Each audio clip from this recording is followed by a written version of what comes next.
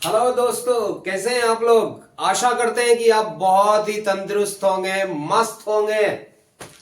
ठंड काफी बढ़ गई है, एक्सरसाइज खूब किया करो, तभी आप स्वस्थ रह पाओगे, नहीं तो अकड़ जाओगे इस ठंड में। खैर, नए साल का मैं मुबारकबाद देना चाहता हूं सभी बच्चों को, और जितने भी जो भी देख रहे हैं उन सभी लोगों को मैं नए साल की शुभकामनाएं मेरी ओर से। आज जो मैं पढ़ाने जा रहा हूं वो है पास्ट इंडेफिनिट। तो मैं इसमें पास्ट इंडेफिनिट ही पढ़ाने जा रहा हूं। इसके पहले मैंने वीडियो बनाया था, पूरा प्रेजेंट पे बनाया था, और थोड़ा लंबा लंबा वीडियो हो चुका था। तो बहुत सारे स्टूडेंट ने बताया कि सर आप थोड़ा छोटा वीडियो बनाओ, तो मैं पार्ट वाइज बना रहा हूं। पहले मैं अफर्मेटिव सेंटेंस का बनाऊंगा, फिर नेगेटिव, और उसके बाद फिर इंट्रोगेटिव, और उसके बाद फिर इंट्रोगेटिव प्लस नेगेटिव सेंटेंस बताऊंगा।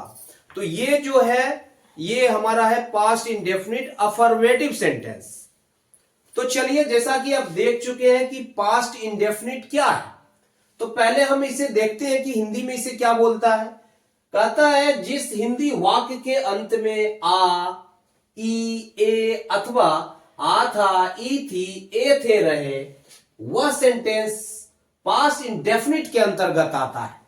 तो हिंदी में हम इसे ऐसे रिकॉग्नाइज करेंगे, जिस हिंदी वाक्य के अंत में आ, ई, ए रहे, अथवा आ था, ई थी, ए थे रहे, ऐसा सेंटेंस, हिंदी का ऐसा सेंटेंस पास्ट इंडेफिनिट के अंतर्गत आता है। इसका क्या होता है, इसका स्ट्रक्चर कैसे बनता है। सब्जेक्ट है प्लस V2 है, प्लस ऑब्जेक्ट है, प्लस अदर। इसमें सिर्फ V2 का प्रयोग होता है। तो वर्ब फॉर्म जानना बहुत जरूरी है, मैं पहले ही बता चुका हूं। जिनको भी टेंस सीखना है उनको वर्ब फॉर्म तो बिल्कुल जानना जरूरी है। आप बिल्कुल V1, V2, V3, V4, V5 का नॉलेज जरूर ले लो, तो आपको ज्यादा समझ में आएगा। खैर, तो इसका स्ट्रक्चर ये हो गया। तो हम इसे एग्जाम्पल से समझते हैं, और पहले मैं बताना चाहता हूं कि पास्ट टेंस किसे कहते हैं। पास्ट टेंस कहता है भूतकाल में घटित घटनाओं को नैरेट करने के लिए, भूतकाल में घटित क्रियाओं को बताने के लिए हम पास्ट इंडेफिनिट का प्रयोग करते हैं।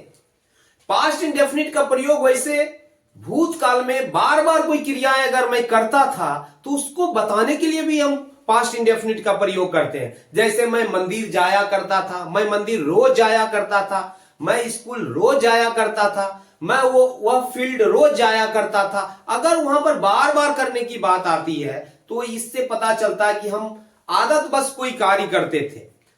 अगर मैं खाता हूं, मैं रोज खेलता हूं, अभी मैं बोलता रोज खेलता हूं, अगर इसी बात को मैं अगर पास्ट में बताने की कोशिश करूं कि पहले मैं ऐसा करता था, रेगुलर बेसिस पे आदत बस मैं करता था, तो मैं मुझे बताना पड़ेगा कि मैं खेलता था, मैं रोज खेलता था, इस तरीके से। तो ये पास्ट इंडेफिनिट में इसे प्रेजेंट किया जाता है, इसे पास्ट इंडेफिनिट में अभिव्यक्त किया जाता है।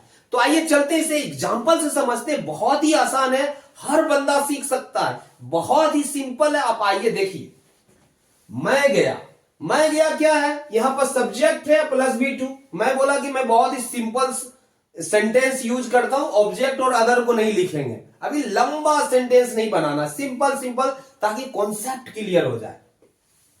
तो मैं गया, तो मैं है जाने की क्रिया क्या है, पास्ट में घटित हुई। कौन किया ये क्रिया, आई किया है, तो लिख दिया भाई आई। और गो का V2 क्या होगा, वेंट, तो हो चुका है गो वेंट, बन गया, कोई प्रॉब्लम नहीं है। फिर मैं गया था, अगर क्या है आ था भी रहे तो यहां क्या है, या है, तो या कैसे होता है, य जोर आ, तो क्या हो गया या। ये हिंदी में आपको समझ में आ रहा होगा, जो भी हिंदी जानते होंगे। तो यहां पर क्या हुआ, या था, दोनों का एक ही तरीके से बनने वाला है, दोनों का ऑलमोस्ट एक ही जैसा बनेगा, उससे कोई प्रॉब्लम नहीं है। चूंकि हिंदी भाषा है तो उसका सेंस इंग्लिश भाषा की सेंस से कैसे मैच करता है ये इंपॉर्टेंट है, भाव इंपॉर्टेंट है। सिर्फ ट्रांसलेट करने से नहीं, हिंदी के भाव अंग्रेजी के भाव को हिंदी के भाव में कैसे व्यक्त करते हैं, दोनों समझने के बाद ही आप बना सकते हो ढंग से। है मैं गया था का भी सेम हो जाएगा, आई वेंट। अब मैं गई तो क्या हो जाएगा, वही हो जाएगा, आई वेंट। मैं गई थी कभी वही होगा, आई वेंट। और हम लोग गए तो हम लोग का वी होता है, तो वी वेंट। उसी प्रकार हम लोग गए थे, सेम है, मैं सिर्फ समझाने के लिए लिखा हूं। हम लोग गए थे, वी वेंट।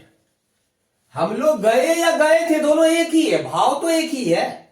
तो इंग्लिश में तो बस एक ही तरीके से बनता है, हिंदी में भले हम लोग अलग अलग तरीके से डिफाइन करते हैं, तो भाषा अलग है, दोनों अलग अलग जगह डेवलप हुआ है, तो उसमें थोड़ा फर्क तो रहेगा। तुम गए तो क्या होगा, यू वेंट, तुम गए। तुम गए थे तो क्या हो जाएगा, यू वेंट। तुम गए थे, वह गया, ही वेंट। वह गया था, ही वेंट।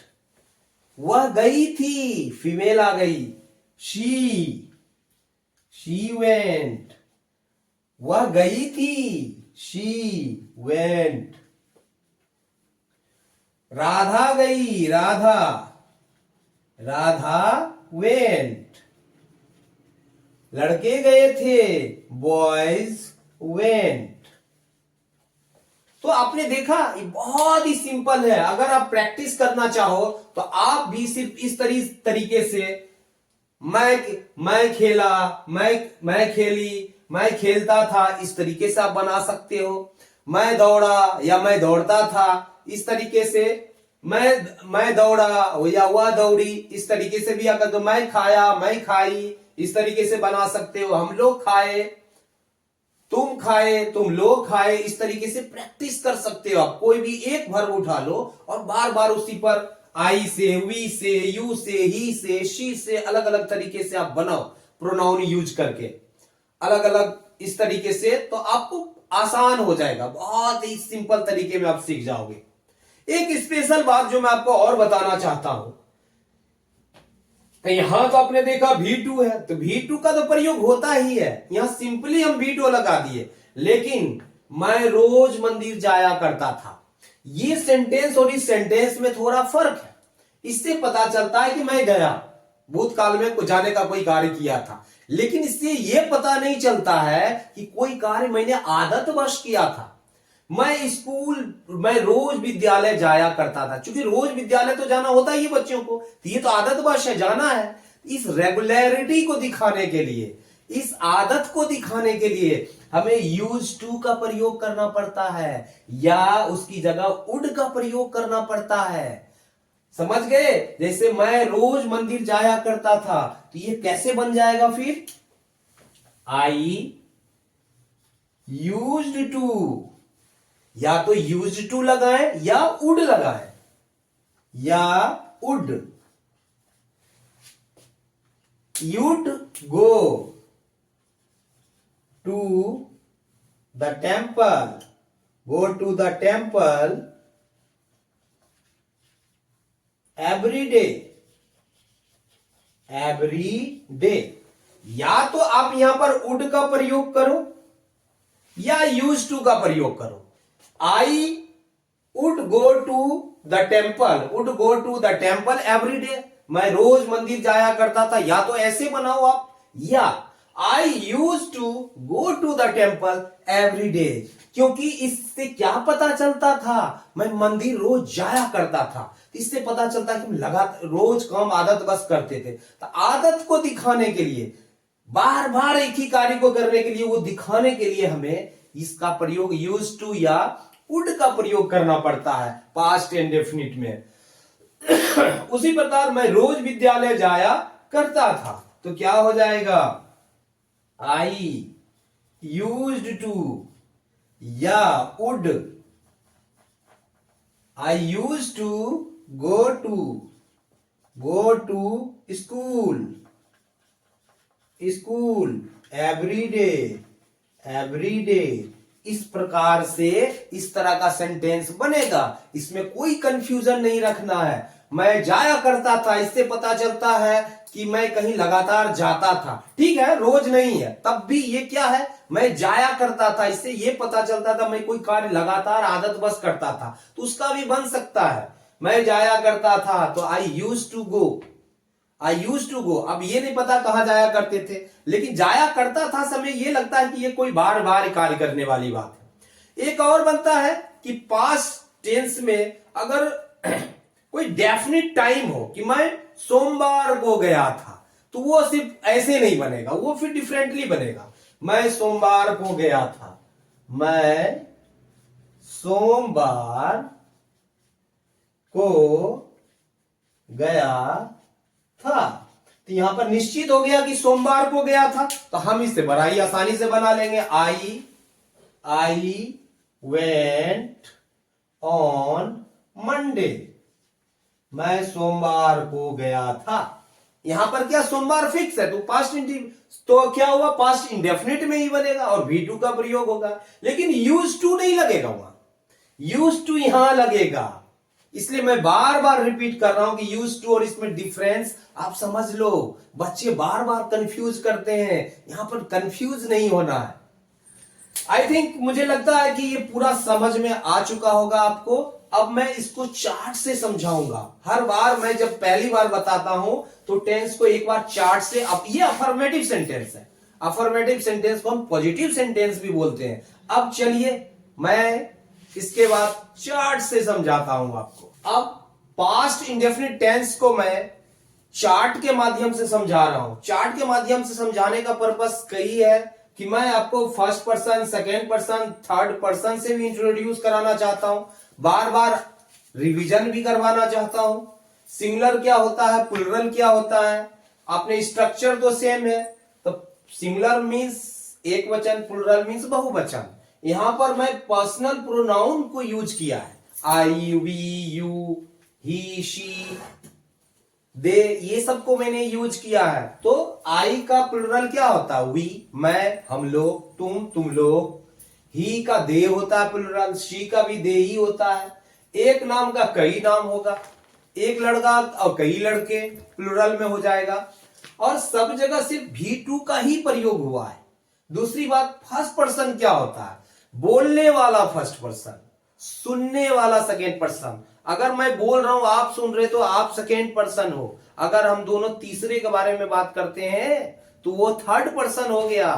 तो जैसे बोलने वाला, सुनने वाले के लिए मैं क्या वर्ड यूज करता हूं, अब प्रोनाउन है। प्रोनाउन क्या है, प्रोनाउन है कि संज्ञा के बदले जिस शब्द का प्रयोग किया जाता है या नाम के बदले जिस शब्द का संबोधन के लिए प्रयोग किया जाता है वो प्रोनाउन कहलाता है। जैसे मेरा नाम है तुषार सिंह और मैं अपनी जगह क्या मैं बोल रहा हूं, तो ये प्रोनाउन है, आई प्रोनाउन है। मैं आपके लिए यू बोलता हूं, वो प्रोनाउन है। तो आप सुनने वाला सेकेंड पर्सन, तो वो सेकेंड पर्सन में आ जाता है। आई फर्स्ट पर्सन में आ जाता है। थर्ड पर्सन में ही, शी, दे, ये सब वगैरह थर्ड पर्सन में आ गया। तो आपने देखा first person, second person, third person आपका क्लियर हो चुका होगा। सिंगुलर प्लुरल भी क्लियर हो चुका होगा। दूसरी बात, मैं गया, आई एट, मैं खाया, आई एट, हम लोग खाए, वी एट। मैं खाया था या खाई थी, एक ही बात है। हम लोग खाए थे या खाए, एक ही बात है। तुम खाए या खाए थे, एक ही बात है। यू एट, तुम लोग, सॉरी यहां पर तुम लोग होगा एक्चुअली। यहां पर क्या हो जाएगा, तुम लोग। प्लुरल का मतलब है कि हिंदी में हम लोग तुम लोग लिखते हैं, इंग्लिश में हम यू का ही प्रयोग करते हैं सिंगुलर प्लुरल में। यहां पर तुम लोग या आप लोग का भी प्रयोग करते हैं हम लोग हिंदी में, आप लोग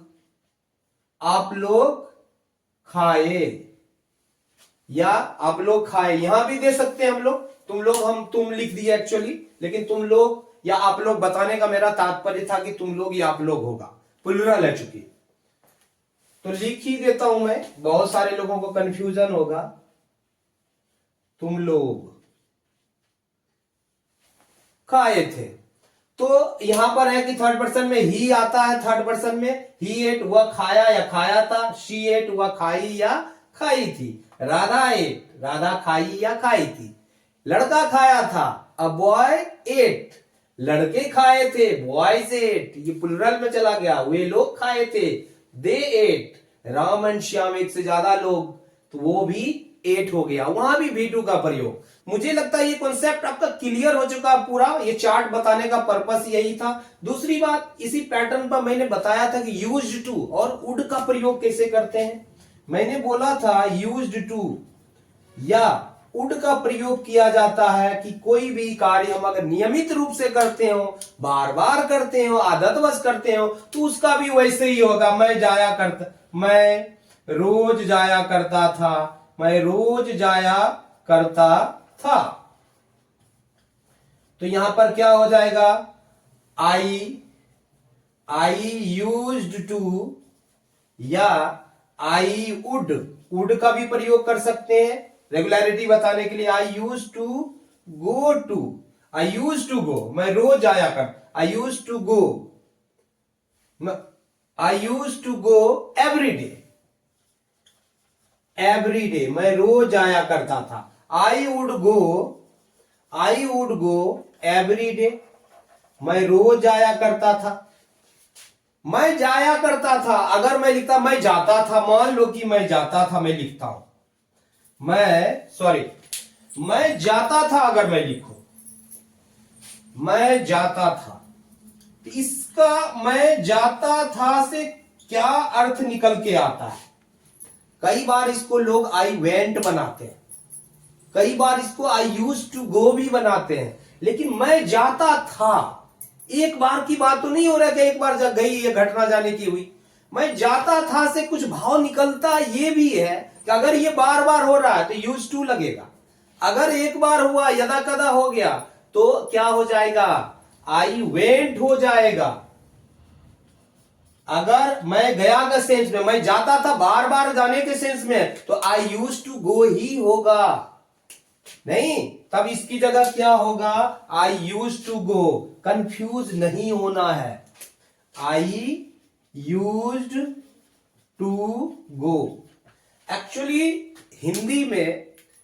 हिंदी भाषाई लोगों को सिखाने के लिए इंग्लिश को थोड़ा सा फ्लेक्सिबल बना के हिंदी के हिसाब से सिखाने की कोशिश की, फिर उसे रूल समझाने की कोशिश की गई थी। कई बार ग्रामर में देखते हैं कुछ ग्रामरियन कहते हैं कि अरे लिख सकते हो आप इस प्रकार से, दोनों में लिख सकते हो, V2 का प्रयोग करो, यूज टू नहीं भी लिखोगे तो काम चल जाएगा। कहीं कहीं आप ग्रामर देखोगे, मैं नाम भी बताऊंगा ग्रामर का जहां ये लिखा हुआ है। खैर, मुझे लगता है कि अब ये कॉन्सेप्ट क्लियर हो गया, इसको लेके कंफ्यूज नहीं होना है, आपको वुड या यूज टू का प्रयोग करो।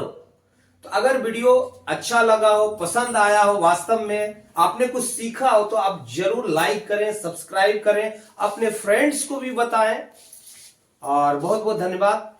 Must like and subscribe. Thank you so much.